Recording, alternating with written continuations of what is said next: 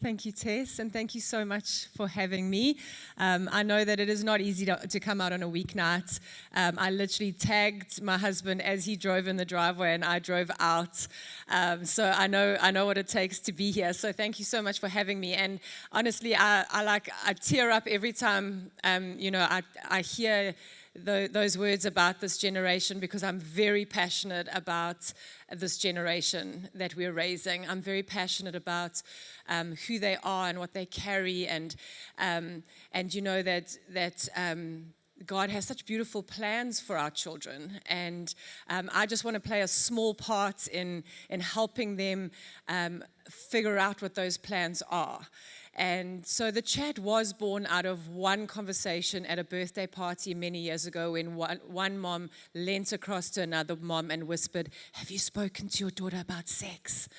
And that is how this all started. And it just got me on this journey of, let's have the hard conversations. Let's have them with grace and love and courage, because things that are kept in the dark can harm us, especially if there's misinformation. But when we talk about stuff, especially with our children, and I have written a couple of books, and there's one outside there, a couple outside there, and the one called The Chat, Birds, Bees, and Destinies. 8 is too late is true, by the way. And it's basically to tell your children about sexual intercourse and sex in general. And a mom wrote to me and said, after I had that conversation, I felt like I could talk about anything. And that's my goal, is homes where our children can talk to us about anything. There's nothing that they feel too ashamed, too scared. There's nothing that we will, a lot of kids are scared to talk to their parents because of the reaction. But I'm very, very passionate about this generation. And so I'm part of parenting this generation. If you don't mind putting that little pic of my family up. I have 3 children. I have twin boys who have just started grade 8, and they are at Northwood. And then I have a daughter in grade 10 at Ashton. So yes, we do drive into opposite directions to get to school in the morning. But it's just delightful that they have all found spaces where they thrive, which is what we want for our kids. I was married for 20 years last month. So I'm very proud of my husband. Because he's a very kind guy, and he gives me a lot of grace and a lot of love and support. And tonight, what I basically want to just spend a little bit of time talking. There they are. There's my people. They are a family of surfers. We live in Umschloti on the beach, and I'm very, very. I'm just delighted to be a parent to those children and a wife to that wonderful man. We also lead a church in Umschloti in our spare time. Joking. We lead a beautiful church which is now called Olive Tree Umschloti, and it's part of our calling as well. And so tonight I just want to talk about something that I've kind of named freedom and fences, for want of a better word. I do a lot of time listening, talking, counseling families around the digital space and around raising children in a digital generation. And I've seen this strange thing, and this is a generalization, so I don't want to put it on every family. But this 15-year-old boy said to me the other day, I said to him, "How was your holiday?" And he said, "It was so boring. My parents won't let me go anywhere by myself, and they were working. So they left me at home with my PlayStation and my phone." And immediately I thought, if I could have 1 minute of time with his amazing parents, I would say, your son is safer playing soccer in the streets than he is at home with his PlayStation and his phone. And we're seeing this strange phenomenon, especially here in South Africa, but I have friends in the States who say that it's similar, where as parents, we feel the need to micromanage our kids in the analog space, in the concrete space. But a lot of the time, we don't have any idea of what they're doing in the online space, because we think that at home they're safe. But actually, what we really need to get our heads around in this generation is that we need to equip them with real skills here that are translatable into the online space. Because for them, there's no separation between the two. They are all the world. That's why I don't like to say the real world and the online world, because to your children, it's the world. And so often, if our fences are too tight here and the freedom is too vast there, we leave them incredibly vulnerable. And so when we hand our child a phone and then we are uninvolved, or an iPad, or a PlayStation, or a smart TV that has YouTube, we open a door to the world for them.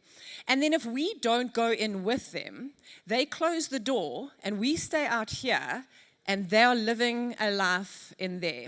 And the CEO of Bark, which is an incredible monitoring and filtering software, I heard her say recently, if you don't know what's going on in your child's online life, you don't know what's going on in your child's life. And so tonight, I just want to equip us with some areas where I feel in the analog world we need to give a little bit more freedom, and then some of the places that our children might need some more fences. So if you can put that next slide up, that would be great, please. Okay, I love this. It's a line from a song that you may recognize from church, and it says, "We were born into freedom, we were made to fly." We as human beings, we need freedom. We need to exercise our free will. We need space to discover who we are. And so our children were born for freedom. But when we give them too much freedom too soon, that's a dangerous thing. So it's kind of this process of how do we raise them and equip them to manage their own freedom well. Can you just put the next slide up, please? So this is our role, and I did a bit of research into what on earth is my job as a parent. And this turns out, if you want in 3 quick points what your job is, this is what it is. To ensure that our children are healthy and safe to, we can't do that completely, but just make sure they have healthy food, there's a roof over their head, those kinds of things. To prepare our children for life as well-adjusted, productive adults, and to pass on our values. And for us as Christians, it would be to pass on our biblical values and create a secure identity in Christ for them. But if you look at those 2 first roles, they can kind of be quite in opposition to one another. Because sometimes we try so hard to keep them safe that we don't allow them to grow into healthy, well-adjusted adults who have the skills to live the life that they were called to do.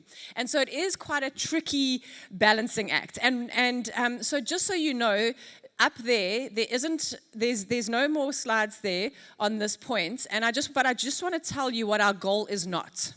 So our goal is not to make sure our kids are happy all the time. Okay?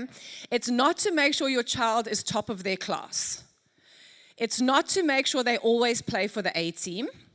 It's not to make sure that their lives are easy. It's not to be our child's best friends. And it's not to entertain our children and make sure that they're not bored. So I want to take all of those things off you. Okay, those things are not your job. My kids, when they eventually when they were little, stopped telling me that they're bored, because I would say to them, either would say congratulations, because I know on the other side of boredom lies creativity. You just have to push through for about 20 minutes of them nagging. Or I would say, I'm sorry, I'm not your circus monkey. And then they would just go, oh, Mom, you're so irritating. And then they would go and climb a tree or build Lego or do what they should have been doing in the first place. Okay, so freedom and fences. What is this all about? So if our job is to keep them safe and give them the skills, there's a couple of things that we need to maybe identify in ourselves that we're doing that we maybe need to think about. So I don't know if you know this about this generation of parents, but you're kind of generally spoken of as one of 2 things. And I often ask the teenagers that I work with, is this true of your parents? And most of them will identify their parents as one of these 2 things. So the first one, you can put up that slide, is our helicopter parents. Okay, so this is the one who's kind of like, what tests have you got this week? Okay, when is that assignment due? Are you cold? Can I help you with your project? Can I just cut that straight for you? Can I just do your project for you? I won't tell your teacher. That like, do, like hover. That kind of parent. Like, you just don't leave them alone, And have you eaten your 2 veg today, your 3, And then there's the other one, the snowplow parent, and we are the parents who try and clear the way for our children. We don't want them to feel sad. We don't want children to be mean to them. We don't want them to fail. You know, if you've ever been tempted to go and buy a trophy for your child because they didn't win the trophy at Athletics Day, you are this. Okay, you are this. Here's your trophy for just being a great kid. Okay. You don't want them to feel the pain of disappointment, but I get it. You know, this is something. But if we do these two things, we often hamstring our children to learn so much of the stuff that they need to learn, both in the real world and the online world. And so, if you can put the next slide up, please. So first of all, I just want to talk into some of the freedoms I feel like our children need. And again, I just want you to think of both the online space and the offline space, because what I sometimes see is these children, very, very young children, who are given incredible amounts of freedom in the online space. And I'm a complete advocate for no phones or social media at all in primary school. I see way too much, and I've researched way too much, and I'll just put it in one sentence of what I believe. The tiny little bit of social cred that your child gets from having TikTok is not worth the mountain of junk that is going to be going into their brain. You know, I'm helping a teenage boy with a porn addiction at the moment, and I got some expert advice. The first thing they said is take TikTok off his phone. The huge volumes of sexual content and stuff on these spaces. That was a little bit of a sidetrack, but if you can just put up the next slide, I just want to share this story with you because it illustrates quite well. The next one, please.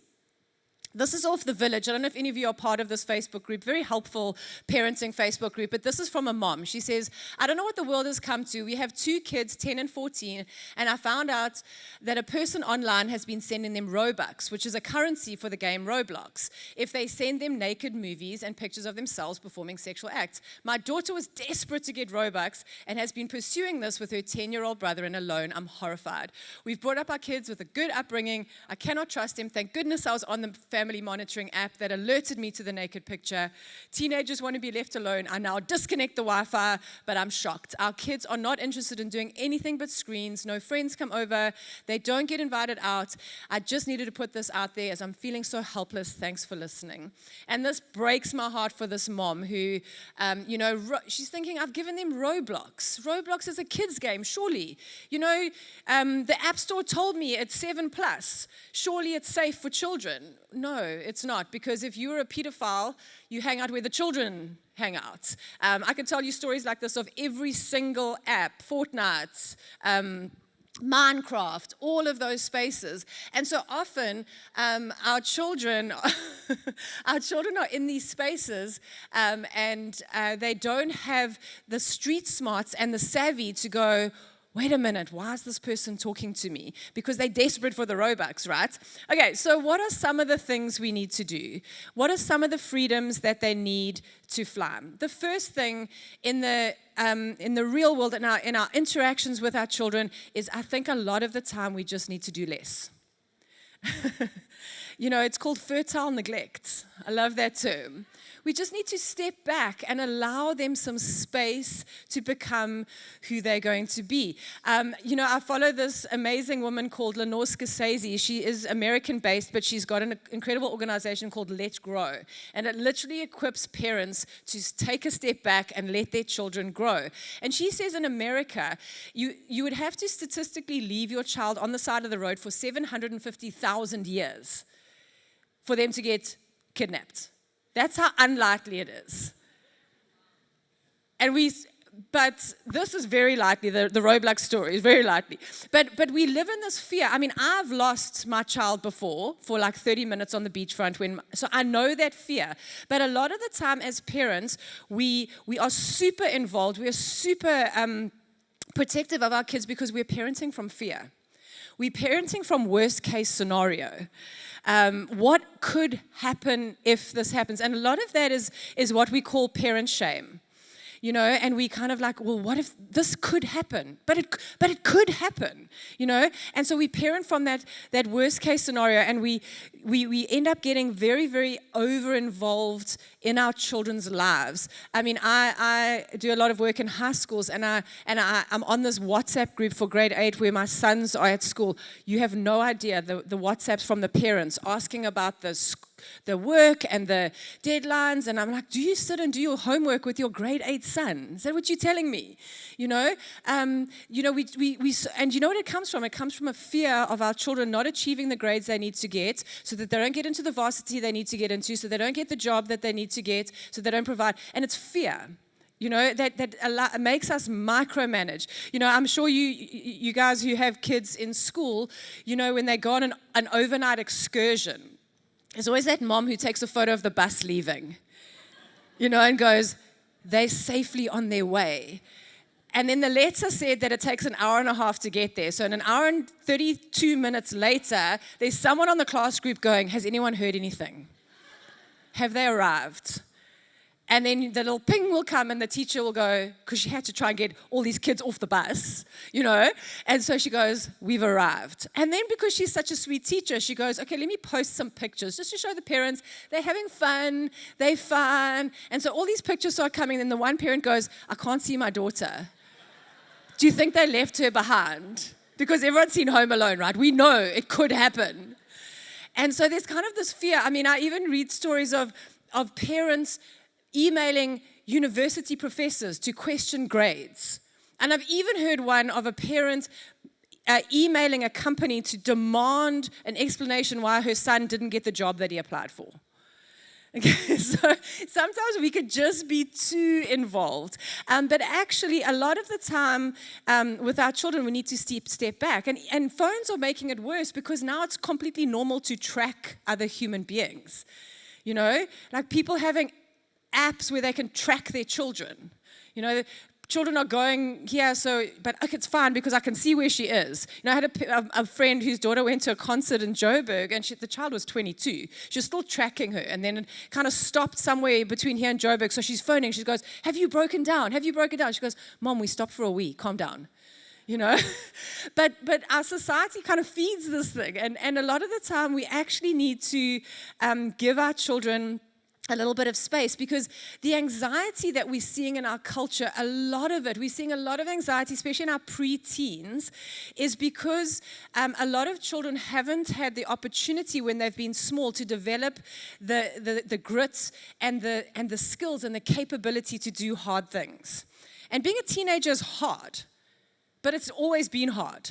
It's just that a lot of our children now, when they get to this time, they haven't had enough mini hardships and mini disappointments and mini pain along the way to teach them, I can do hard things.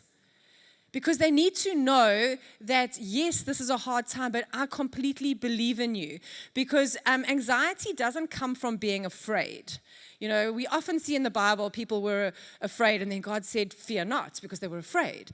But fear is actually a good emotion. Small amounts of fear are good for our children. They teach them how to push through, how to be strong, when to actually not jump off that roof into that swimming pool. They're kind of good emotions that help our children along the way. But what our children need to hear is that you're brave, you're strong, and I believe in you. That's what our children need to hear from us. And a little while ago, my sons were talking about this incident, or we were talking as a family about this incident where we used to live in Durban North, and they were playing at some friends down the road, and I dropped them there.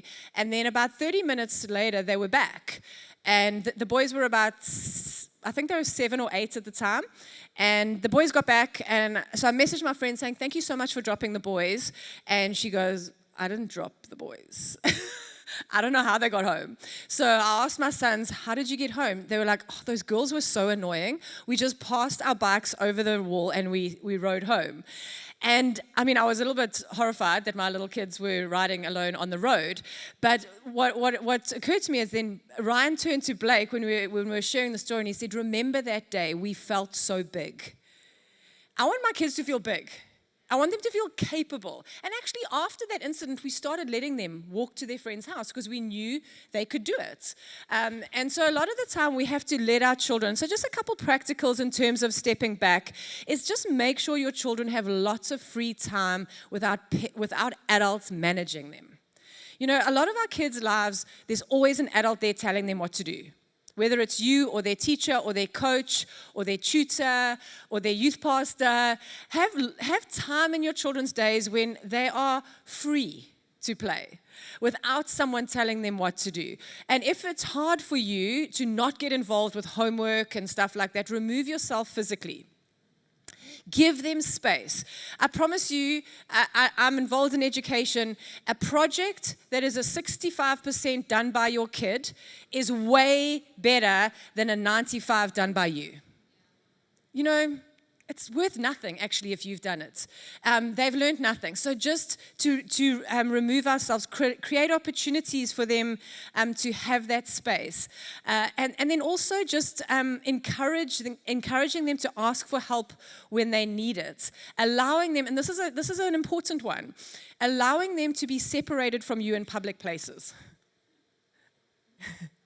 If they're little, obviously, if they're toddlers, please don't do this. Okay? I don't want to be responsible for that. But if they're 6 and you're in the supermarket, ask them to go and get the pasta from the next aisle. You can look for them, but let them be away from you. Go and look for the pasta. Oh, that's the one we eat at home, and put it in the trolley. Let them do stuff. And then we did this in increments. Is then we would go, when they were a little bit older, we'd go to the garage and say, here's 20 rand, can you run in and get a loaf of bread? I can see them the whole time, but now they're going into the shop, they're getting bread, they're coming out, they're aware of the people around them, they're aware of how people are making them feel, they're managing themselves, and they're getting super confident. Let them get bored, I've already spoken to that, and remember that small amounts of pain and fear and disappointment are not bad for our children. And then the next thing is to build resilience. This word gets thrown around a lot for good reason. Resilience is a really important emotion with our children. And if they're going to spend any time online, they're going to need resilience. Because people are mean online. I read a statistic the other day that said 95% of teenagers said that their parents underestimated how much meanness and hostility is online. And so our children are going to need to know how to navigate pain and get through those things well. So when my daughter was 4 or 5, she shoplifted. We were at Mr. Price Argyle, and she saw these little pencil toppers. They were little owls. And she loved them and she wanted them. She said, Mom, can I have these? And I said, no. And then I got home and I walked into her room and I saw them in her room. And I was like, what? She goes, Mom, they were so small, I just took them. And now we live in Durban North, and this is like Argyle Road. But I knew what I had to do. I got in the car with my child and her pencil toppers, and we drove to Mr. Price Argyle. And I insisted that she take her things and she find the manager, and she said, I'm really sorry I took these from your shop. And he was like, looked at me as if, why did you make her come all the way back for that? I was like, no, this is a moment, because she needs to learn accountability. And accountability is one of the things that you need for resilience. It's kind of that thing where when you do the wrong thing, you own up. A lot of parents, a lot of us sometimes we are, and I see us all do it, and it's a bit of an inside joke with my husband, is whenever our kids do something wrong, he always blames their friends. He always says to me, I told you she shouldn't be hanging out with that girl. It's always like that girl, right? And but actually getting them to own their stuff is part of being a resilient person. Is I've made a mistake, as Danny Silk says, clean up your own mess. And sometimes they're going to do stuff online or in the real world that is wrong, and they're going to need to sort it out. And so teaching them those skills, making our homes, so with that, I didn't scream at her, drag her to Argyle, shame her in front of the guy. I said to her, my darling, this is wrong. You've stolen something. from someone. It does not belong to you. We need to go and make it right. I am with you. I'm going to stand next to you while you do this, but you're going to make it right. And as my children have grown, I've tried to always do that. Is, okay, something's happened. Maybe it was unfair. Maybe something happened. I need you to try and sort it out. I'm there if you need me. I'm right here with you.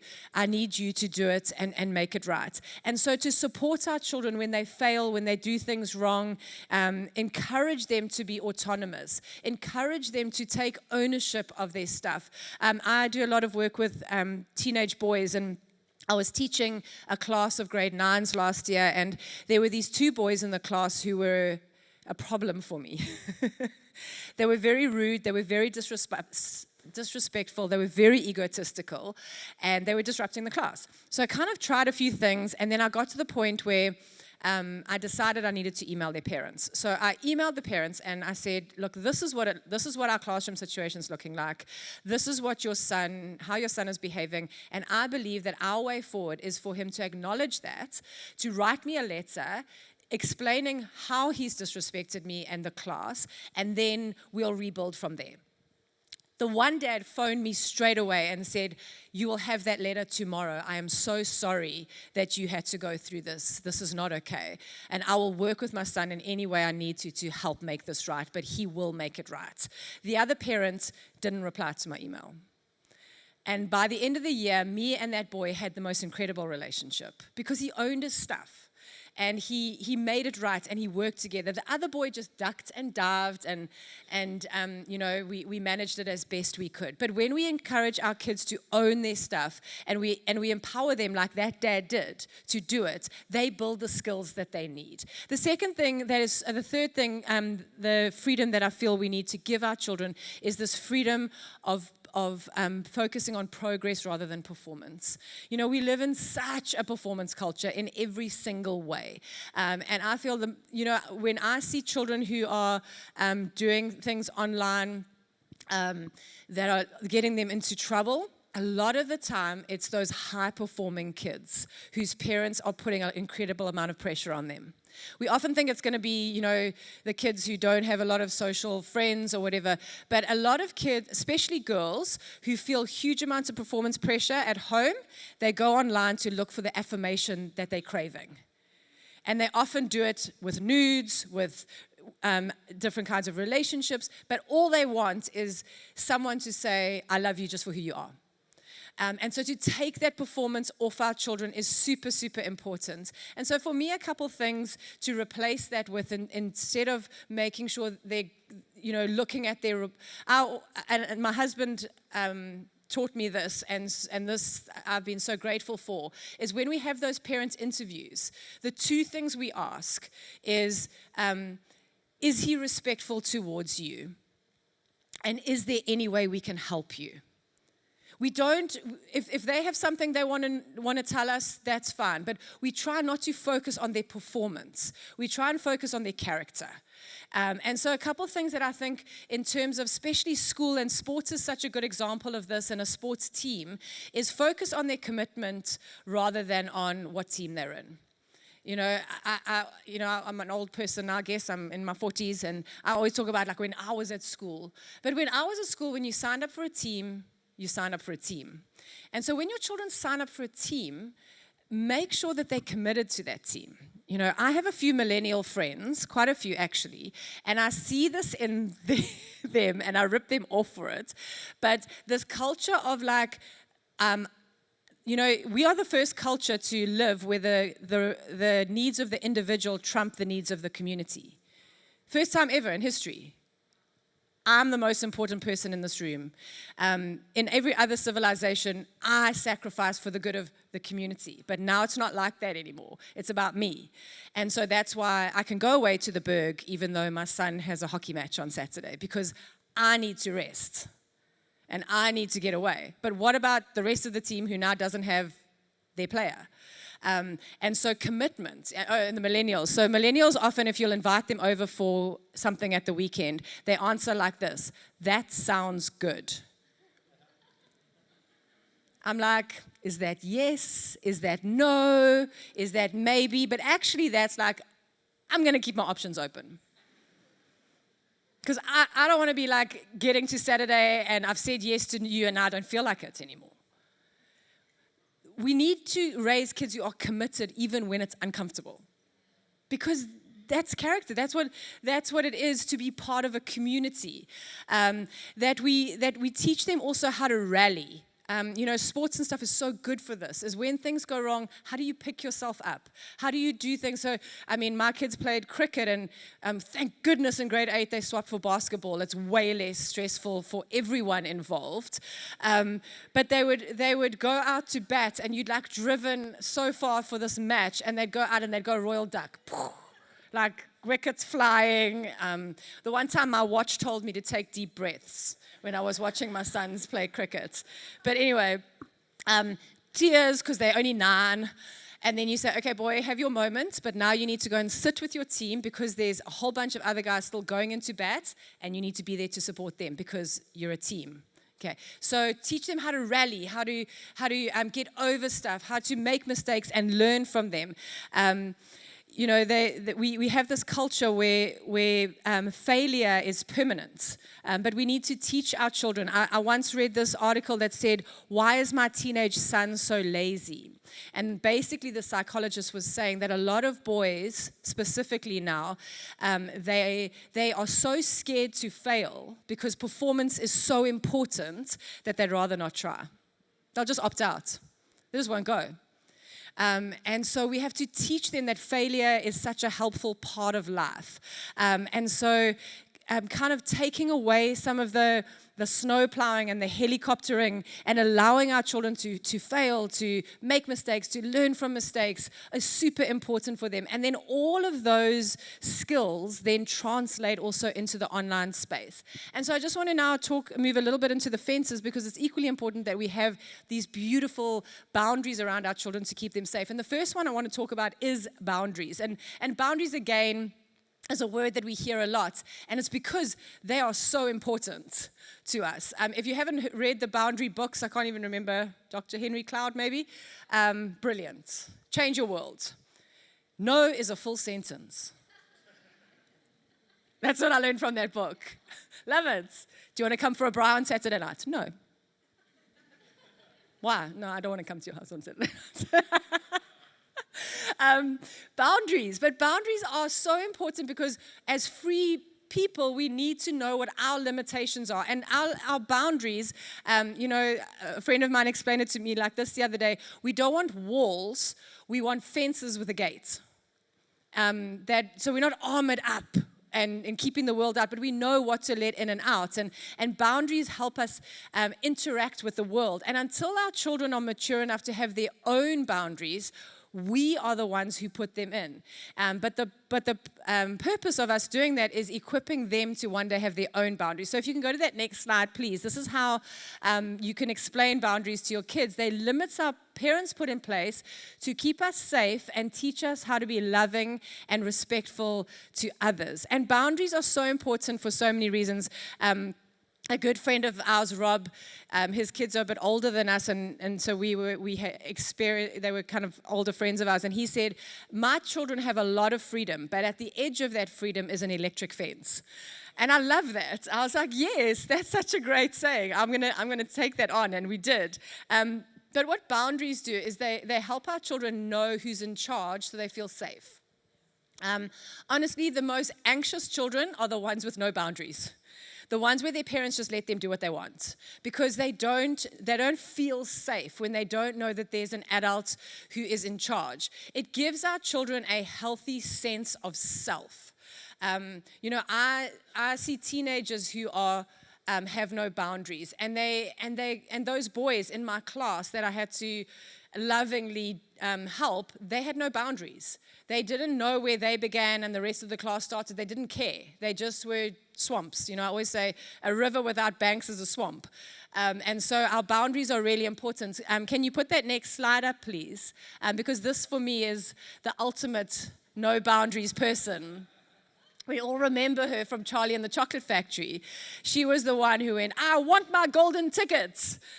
She did not care about the rest of the world. She just knew what she wanted, and children without boundaries end up becoming very narcissistic and very self-involved and they're not very good with relationships, because either they will be walkovers or they walk over other people, and they become very entitled.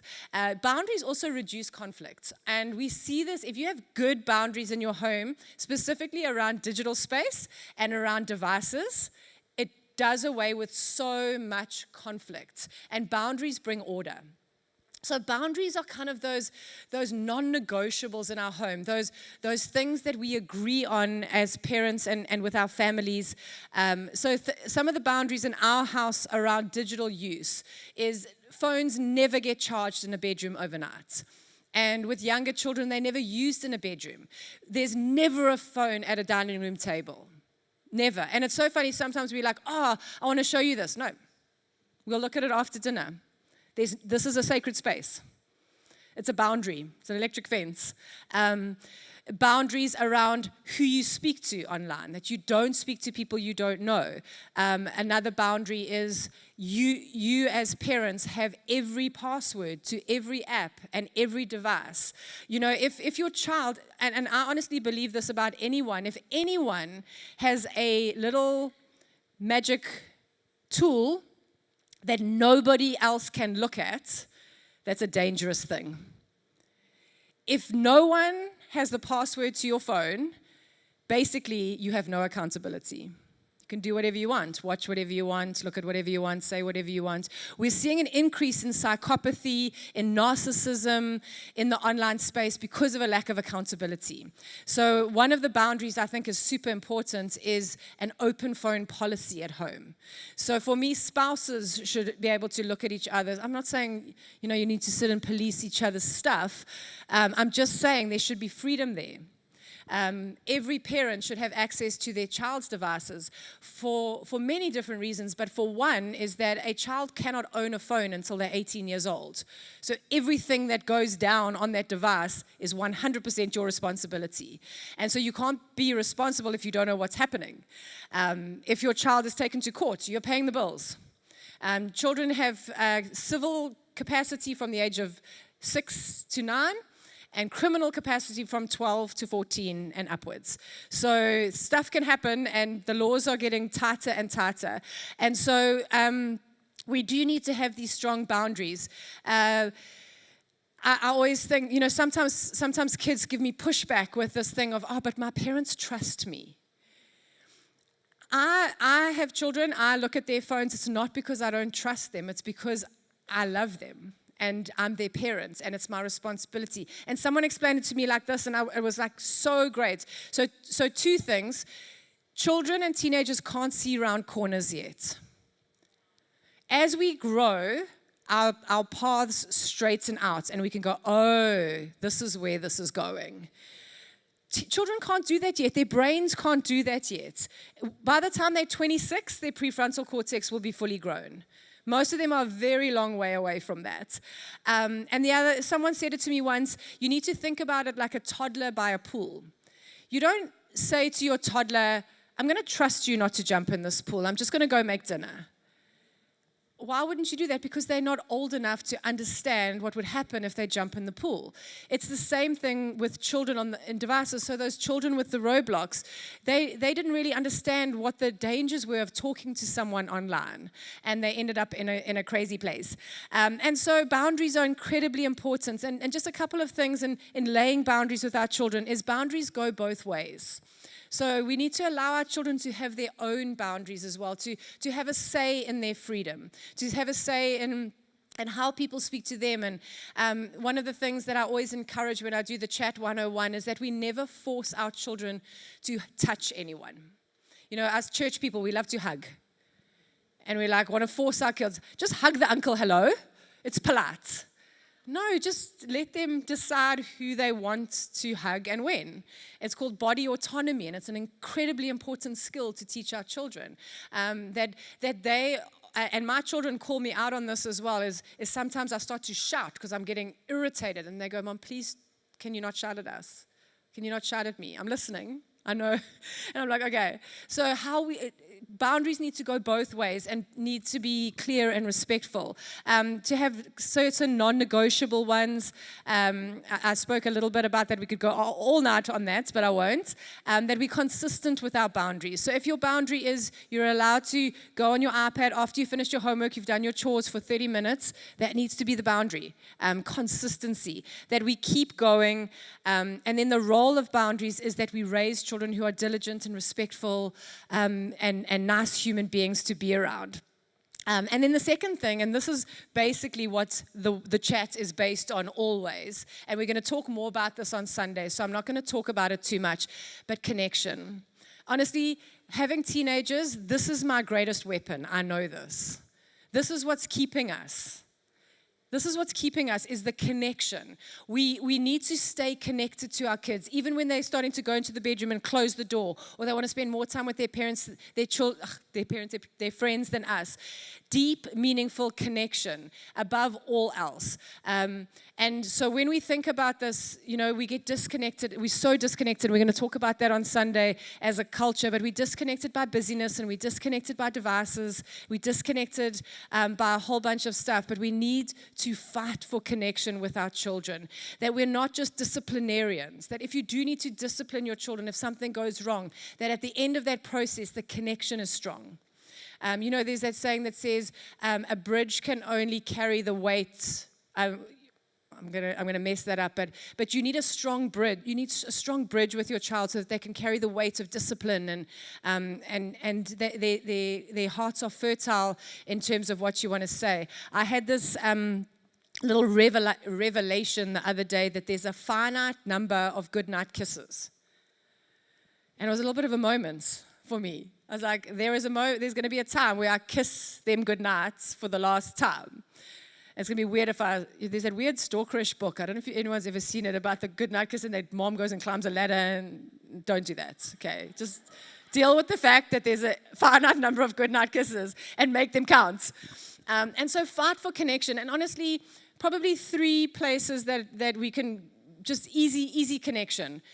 The dinner table, make it a sacred place.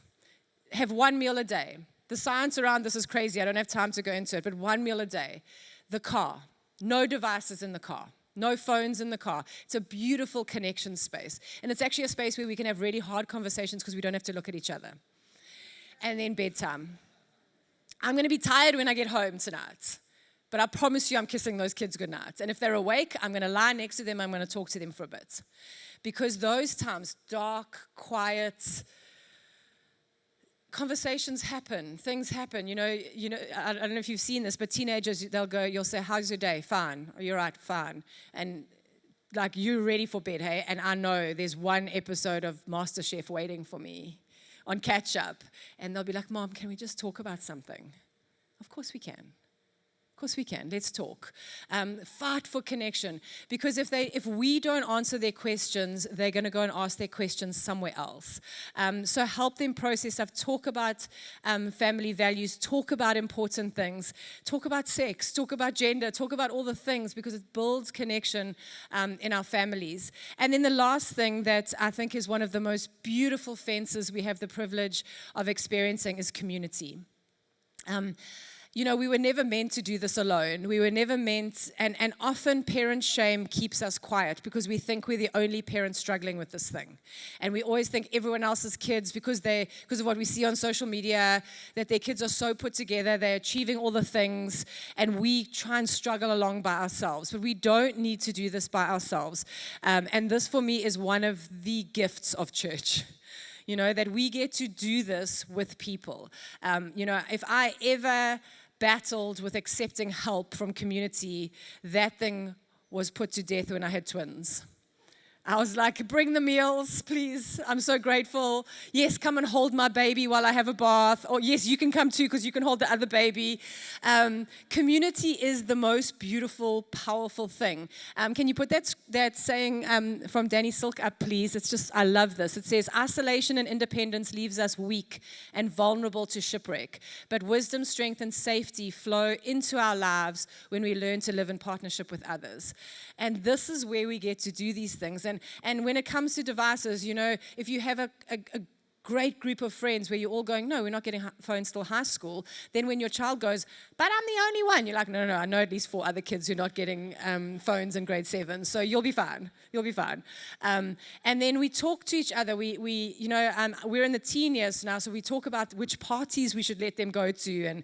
And then I love my older friends, the ones whose kids are in varsity. And, my daughter's in grade 10, so she's going to parties where there's alcohol. And I'm like, how did you deal with that? Like, what did you do? Like, and I can have conversations about what worked for them, what didn't work for them. I can have my conversations and those kinds of things. And then we have the beauty of the generation that's coming behind, where we get to hold their babies. And we get to speak encouragement into their lives. And we get to take a bit of the load off them.